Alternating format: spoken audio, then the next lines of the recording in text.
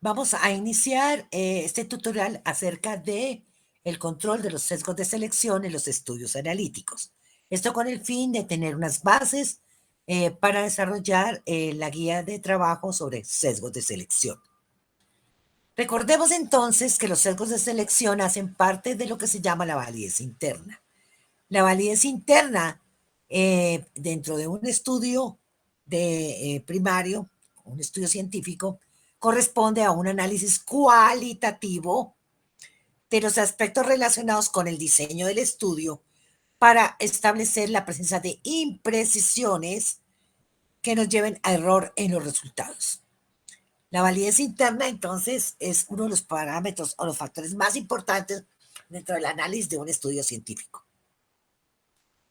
Cuando hablamos de validez interna, vamos entonces a decir con seguridad que la diferencia observada entre dos grupos de comparación pueden ser atribuidos a los efectos de una exposición o un factor de riesgo o a una intervención y no a otros factores que puedan afectar esa validez interna, como en este caso donde vemos un grupo tratado con antibiótico y otro con placebo y vemos que hay una diferencia significativa entre estos dos grupos. Lo que tenemos que averiguar es si esta diferencia es real, es verdadera o es debida de pronto y no es debida de pronto a algunos factores que hayan alterado la validez interna.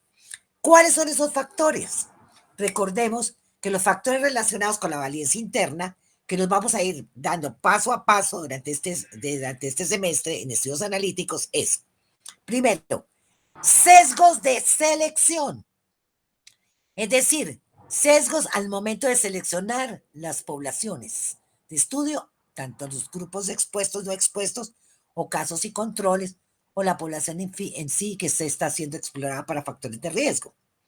Sesgo de observación son los cambios en el comportamiento de los sujetos o del investigador cuando se siente observado.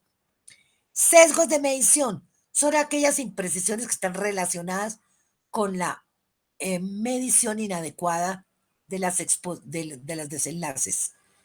La variación aleatoria. La variación aleatoria es la probabilidad de que haya errores relacionados con el azar y esos errores de azar entren en el resultado y nos afecten esta validez interna. Y confusión es la presencia de variables de control o terceras variables que nos van a sobreestimar o subestimar el radio o la medición del riesgo debido a la presencia de esta tercera variable. Vamos a centrarnos en este caso en los sesgos de selección. Los sesgos de selección, entonces, contesta la siguiente pregunta.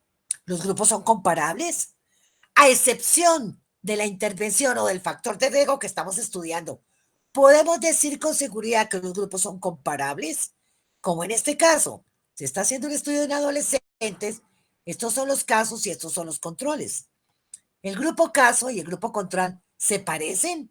Si podemos observar, son poblaciones muy similares, son adolescentes jóvenes, que tienen más o menos la misma característica social, sociodemográfica, económica y racial. Aquí vemos una niña, una mujer de raza negra y su control tiene una mujer de raza negra, igual en los hombres.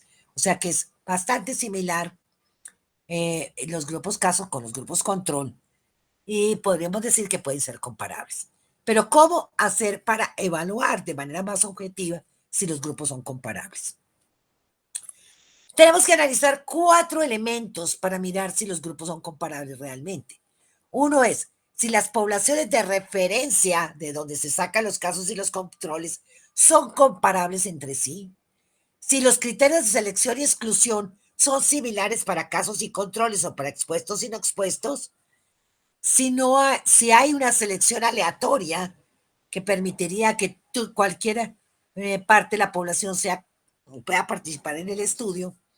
Y en el caso de que no se pueda hacer selección aleatoria, si hay pareamiento de los casos y los controles. ¿Qué es pareamiento? Es emparejamiento de los casos con los controles. Si yo escojo un hombre de 35 años con la enfermedad, busco un control de 35 años sin la enfermedad. para que los grupos me queden totalmente comparables. Cuando hablamos de referencias, de poblaciones de referencia, nosotros tenemos que mirar de dónde vamos a sacar los casos. ¿Los vamos a sacar de los hospitales o los vamos a sacar de la población general? Si nosotros sacamos los casos de los hospitales, los controles tienen que ser del hospital, del mismo entorno hospitalario. Si nosotros los sacamos de población general, los controles deben ser de población general.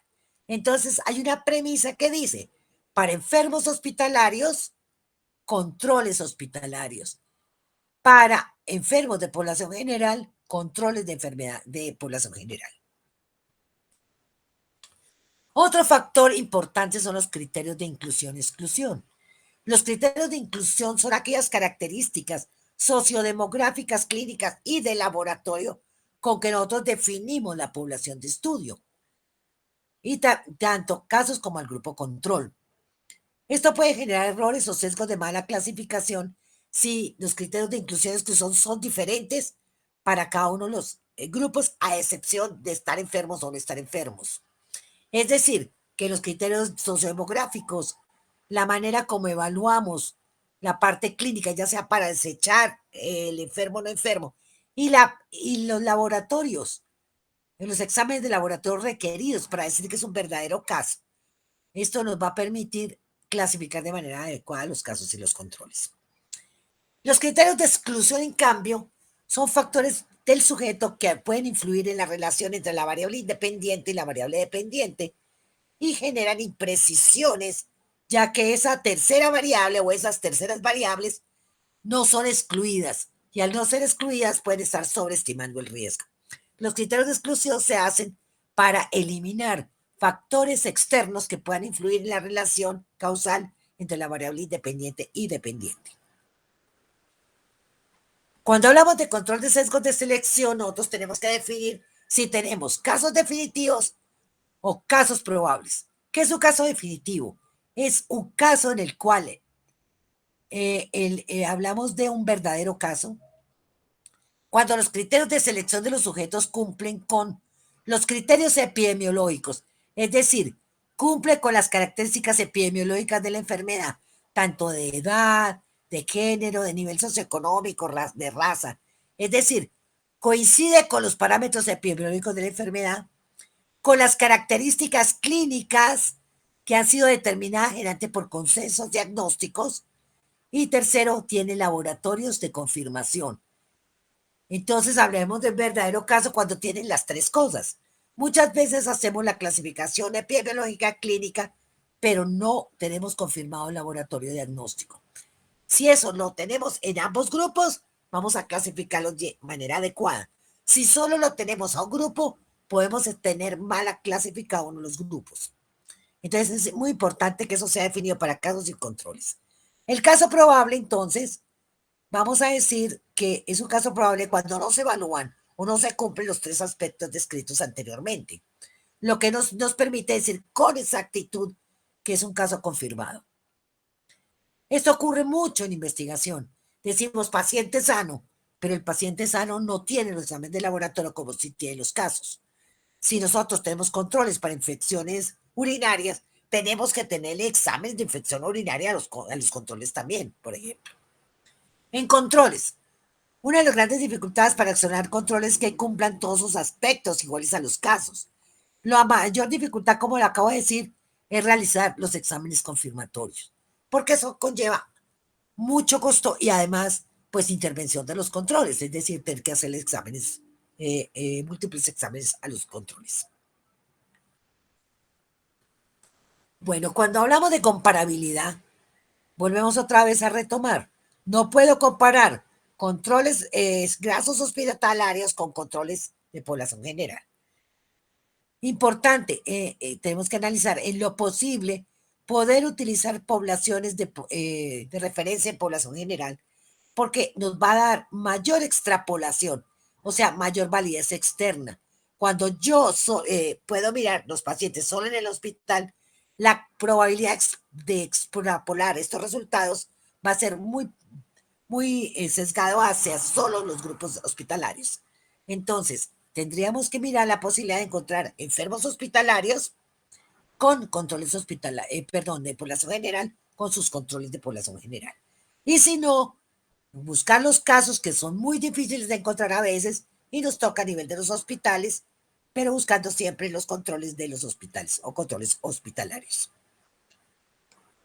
La selección aleatoria es lo ideal. Seleccionar la población de estudios de la población general como selección aleatoria.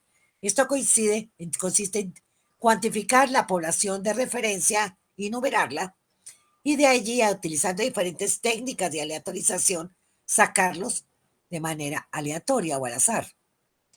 Es muy importante la selección aleatoria. Sin embargo, esto no sucede tan fácilmente. Es obligatorio para los estudios de corte transversal, los estudios de prevalencia. Es obligatorio hacer una selección aleatoria. Pero para los estudios de casos y controles, como son tan seleccionados, no es tan fácil sacar casos a manera aleatoria y controles a manera aleatoria. Por eso se hacen de manera no probabilística. Y esto va a generar un sesgo. Entonces, para evitar esto, vamos a hacer lo que se llama el emparejamiento. ¿El emparejamiento qué es? Vamos a minimizar los sesgos de selección para parear cada caso con un grupo de control.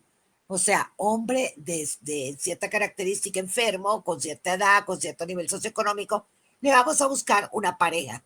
Y de tal manera que vamos pareando, por ejemplo, aquí, un hombre de raza negra, una edad de 30 años, va a buscar su par en otro hombre, control de raza negra. De tal manera que vamos a tener emparejada toda la muestra.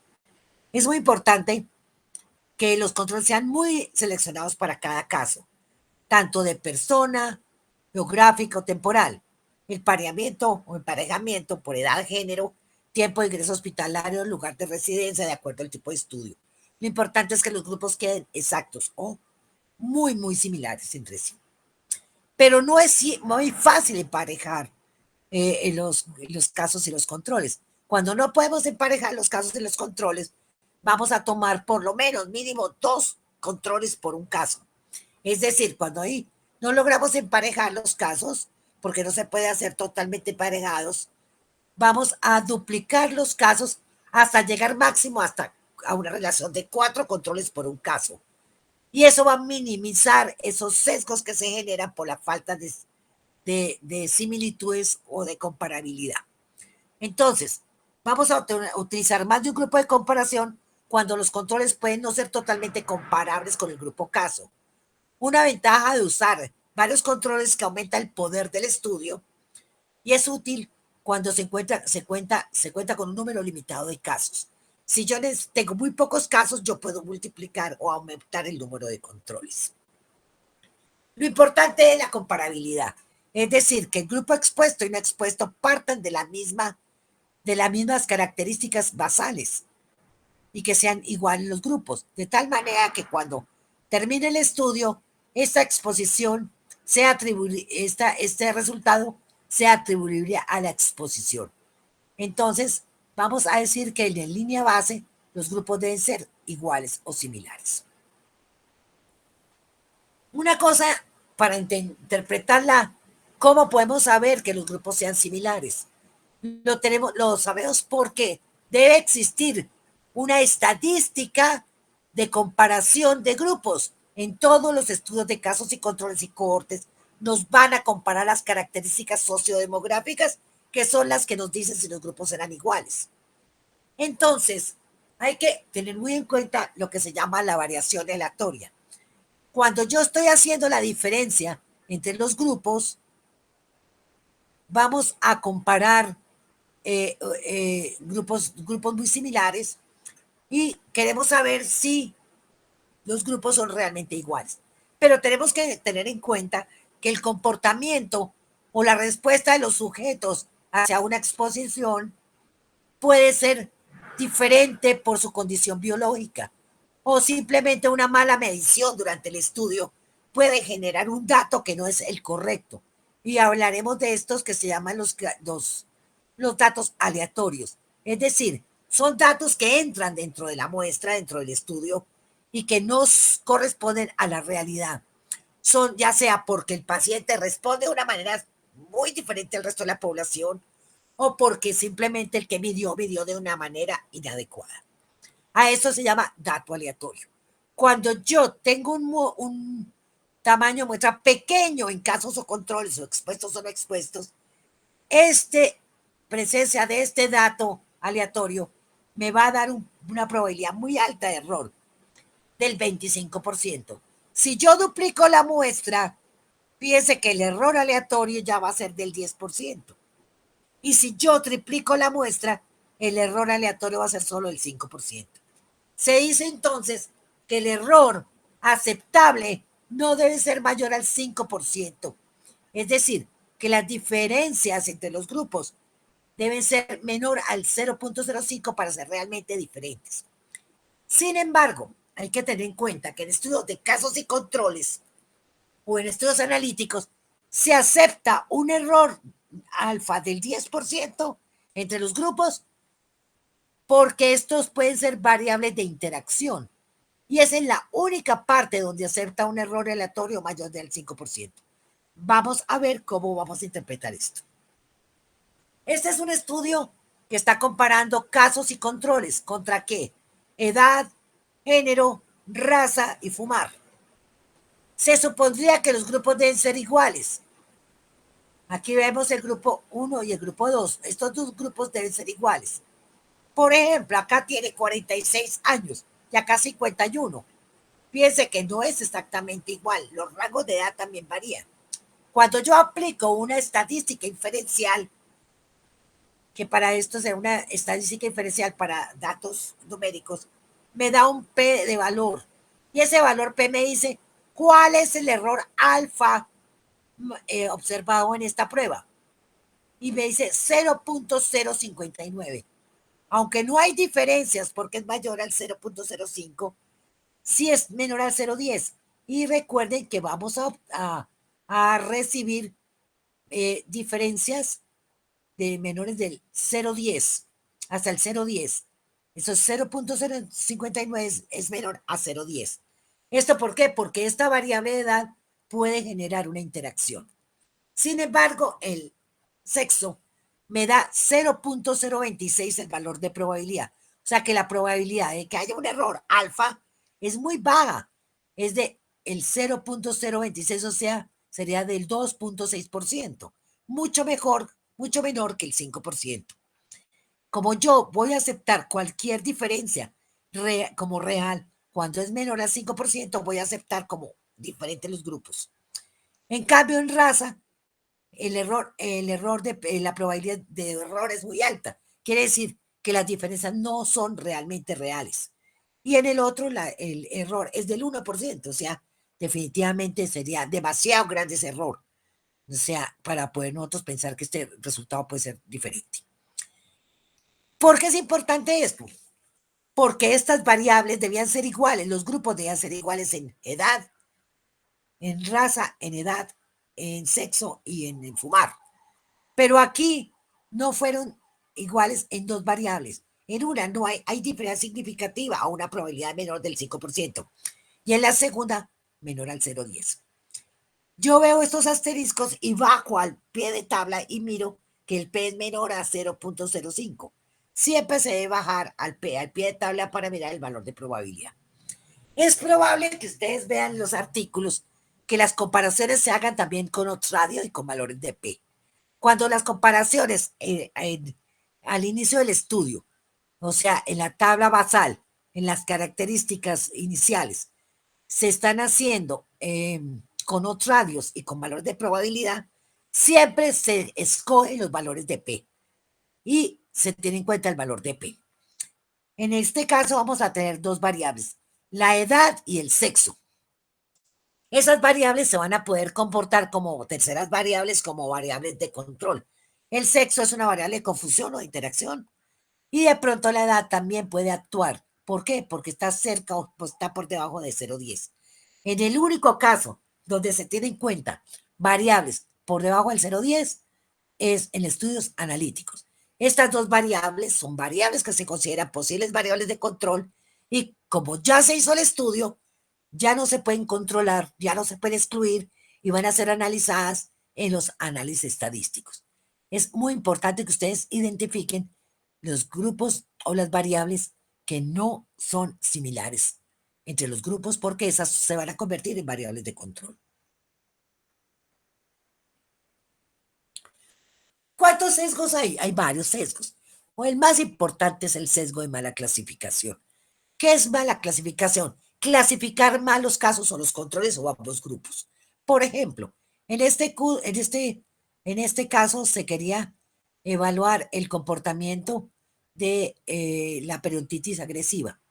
Y sabemos que la periodontitis agresiva está muy influenciada por la raza negra, pero en Bogotá no hay raza negra. Entonces, debíamos haber excluido la raza negra, por ejemplo, y no se nos olvidó. Resulta que fuimos de buenas porque quedó raza negra en ambos grupos. A pesar de que no se excluyó, pues esto es una mala clasificación de tipo diferencial. ¿Qué va a pasar con la raza negra? Al meterse raza negra aquí, la probabilidad que existe enfermedad va a ser mayor. Suele estar sobreestimando, pero como sobreestima ambos grupos, posiblemente el error que se va a dar sobreestima de manera similar o altera de manera similar a ambos grupos. En el segundo caso, yo hice la inclusión-exclusión y resulta que excluyo los de raza negra de los controles, pero no de los casos. Como yo no excluí la raza negra de los casos, aquí me aparece una raza negra y no lo excluí de los controles y me está afectando no los grupos. Quiere decir que cuando los criterios de inclusión-exclusión son diferentes entre los grupos, me puede afectar más a un grupo que al otro. Entonces, no diferencial es cuando hay errores en los criterios de inclusión-exclusión que afectan a ambos grupos. Y, no, y diferencial es cuando hay errores que no se hicieron exactamente la misma exclusión de selección-exclusión de manera adecuada y resulta que uno de los grupos se ve afectado y el otro no. Y eso se llamaría imprecisiones de tipo diferencial. Y lógicamente se debe ver más afectado un grupo que el otro. Ambos grupos se van afectados y los valores de radio van a ser afectados. Ustedes tienen que identificar si hay ese tipo de mala clasificación. El sesgo de migración. Cuando el investigador está revisando una población para hacer seguimiento, tiene que fijarse que la población no migre, que sea una población estable. Cuando el investigador toma una cohorte que se pierde rápidamente, hay un gran sesgo de migración. El problema del sesgo de migración es que se pierde la comparabilidad inicial, se pierde el poder, o sea, la cantidad de población que se requiere para encontrar diferencias. Entonces, el sesgo de migración nos va a dar muchas imprecisiones al final del estudio. Se dice que una corte que haya perdido más del 20% de su seguimiento es una corte que ya empieza a generar mucho error, a pesar de que tenga un tamaño de muestra muy alto. Cuando se ha perdido el 40% de la muestra, todo es inviable, todo análisis es inviable. Importante el sesgo de migración. El sesgo de recuerdo. Los pacientes que están enfermos recuerdan más fácilmente los riesgos que el que no está enfermo. Y siempre puede suceder esto. Por eso es muy importante que los controles estén también en el mismo ambiente, es decir, que se parezcan mucho a los casos. Si hay casos de población general, que haya pacientes de población general que estén inmersos en ambientes similares y con conocimientos similares. Si están en el hospital, que sean controles hospitalarios que tienen más o menos una información similar a los grupos hospitalarios. El sesgo centrípeto y el sesgo de filtro de derivación se pueden confundir. Se habla de un sesgo centrípeto, cuando hay una derivación del paciente a un centro más especializado para beneficiarse de su experiencia después de que el paciente ya ha sido admitido en el estudio. El paciente viene en una corte y luego el paciente fue enviado a otro hospital para que tenga otro tipo de manejo y luego vuelve otra vez a la corte. Ahí va a haber un sesgo centrípeto. En cambio, el sesgo de filtro de la derivación La selección se realiza en centros de atención terciaria y de muy alta especialización, y los resultados son muy diferentes a los de población general. Por eso, cuando yo tengo casos, controles o expuestos de población de hospitalarios, la extrapolación no la puedo hacer a población general, sino solamente a los mismos grupos hospitalarios. En lo posible, los estudios de riesgo, en lo posible, se deben hacer en población general, pero muchas enfermedades no son fáciles de ubicar en la población general y toca utilizar controles hospitalarios. Otros sesgos son el sesgo al acceso al diagnóstico, porque los pacientes difieren en accesos financieros y geográficos en la tecnología clínica, y entonces no todos los pacientes tienen las mismas características de haber sido observados y diagnosticados con las mismas condiciones. Tanto casos como controles expuestos son expuestos. Por eso yo vuelvo y les digo, los controles tienen que tener los mismos exámenes de los casos. Si no se controlaron los mismos exámenes de laboratorio de los casos, pueden tener problemas porque deben de estar afectados o pueden haber alteraciones o errores en esa elegibilidad. Asimismo, hay algunos casos que se reciben sin tener completamente el diagnóstico. Y eso se llama un sesgo de acceso al diagnóstico. El sesgo susceptibilidad es un grupo de pacientes que son reclutados, pero que difieren de los otros grupos de observación, porque tienen algunos factores que llaman la atención a, a, las, a los investigadores, porque tienen factores extrínsecos que son diferentes a las otras cohortes. Hay que tener en cuenta que todas las cohortes estén bajo las mismas condiciones. Y el sesgo de reclutamiento, cuando los grupos se comparan y no son igualmente susceptibles al resultado de interés, además de que difieren del factor de estudio. Es decir, cuando las personas se reclutan y no tienen la misma probabilidad de exposición al riesgo. Entonces, si no hay la misma probabilidad de exposición al riesgo, van a quedar grupos totalmente sesgados. Como vemos entonces, es muy difícil hacer un buen estudio de casos y controles o un buen estudio de cohorte. La población y la población de referencia, la población de estudio y la manera como los investigadores seleccionan esa población está muy relacionada con la validez interna y afecta muchos factores, entre ellos la presencia de factores de confusión. En cohortes, recordemos que pueden ser retrospectivas o hacia atrás, o sea, que ya tienen todos los datos, o prospectivas hacia adelante o ambispectivas, es decir, que van una parte atrás, otra parte hacia adelante. Y esas cortes son complejas porque pueden ser unas cortes fijas en las cuales se inicia todo hacia adelante, o puede ser también unas cortes dinámicas que permiten el ingreso desde antes y después del inicio del estudio, o después del inicio del estudio. Entonces es muy compleja la selección. Muchas veces seleccionamos una cohorte muy amplia de población que no está expuesta y se va a ir exponiendo a través del tiempo. Por eso muchos de los grupos pueden tener cortes fijas donde tienen expuestos contra no expuestos o cortes dinámicas donde van a ver que se les van a ir exponiendo a través del estudio. Es muy importante que entiendan por qué a veces los estudios de corte inician con una sola población. ¿Por qué? Porque esa población se va a ir exponiendo a través del tiempo. ¿Por qué? Porque están en el ambiente y la probabilidad de exponerse.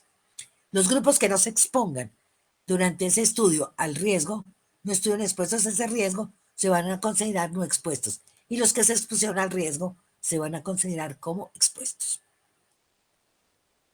Bueno, entonces, con respecto a los expuestos, decimos que la rata de exposición debe ser definida antes del estudio y sustentada por estudios anteriores, es decir, cuánta cantidad de exposición requiere el caso en la cohorte. Y se debe establecer cuál es la rata mínima de exposición. Sin embargo, a veces es muy difícil entender o poder establecer cuál es la dosis mínima de exposición.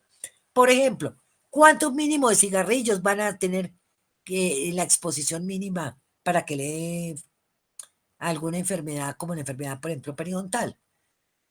¿O cuánta cantidad de exposición a caries de dientes temporales se requiere para que le dé caries al diente permanente. De tal manera que cuando no podemos estimar cuánta exposición, tenemos que establecerla en diferentes puntos de corte al final del estudio en el momento de los análisis. Entonces, las exposiciones no siempre pueden ser definidas a priori. Y otra cosa es que el no expuesto no necesariamente es que nunca se expuso, es que la exposición puede ser mínima. Entonces, hay que definir muy bien qué es exposición para el estudio y qué no es expuesto. Por ejemplo, estar expuesto es estar expuesto a por lo menos 5 cigarrillos y no expuesto menos de 5 cigarrillos. Por ejemplo, podría ser un punto de corte donde se va a decir, expuesto es el que tiene por lo menos 5 cigarrillos y no expuesto es aquel que tiene o no fuma o tuvo una exposición muy mínima. Eso es importante establecer el momento del análisis, del estudio, o también el momento del análisis. Es importante ver la rata de exposición, cuánto se requiere exposición para que realmente dé un riesgo real. Y eso se hace, como lo veremos más adelante, veamos en estudio, en la parte estadística, cómo se hacen este tipo de análisis. Bueno, espero que este tutorial les haya servido para hacer su guía. Recuerden que ustedes van a encontrar en su estudio una tabla, que creo que es la tabla número 1, donde van a encontrar una cantidad de factores, que son aquellos factores que no se están estudiando, sino son factores externos a los pacientes. Y ustedes tienen que confirmar si los grupos fueron iguales en todos esos factores. Edad, género, lugar de procedencia, raza, estudios y otras condiciones que no tienen que ver específicamente con la exposición o con la enfermedad. Y ustedes van a encontrar que esos análisis pueden encontrarlos hechos por odds radio o por valores de probabilidad. Vamos siempre a priorizar en ese primer análisis que llama el OR crudo o el valor de probabilidad. En ese análisis se prioriza siempre el valor de probabilidad. Entonces, vamos a ver el OR, pero vamos a ver también el valor de probabilidad. Si hay diferencia entre los dos, es decir, que el OR dice que sí está asociado y el P dice que no, vamos a aceptar el valor, lo que dice valor P para ese análisis. Entonces, miren bien la tabla, si no encuentran el valor de P y encuentran algunos asteriscos o algunos símbolos, deben mirar a pie de tabla, que ahí les va a decir qué significa esos pies de tabla. Bueno, mucha suerte, espero que encontremos todas esas diferencias, porque el análisis de las poblaciones no solamente se hace de manera cualitativa, pero basado en la parte estadística. Bueno, mucha suerte. Espero que esto haya sido un apoyo para ustedes.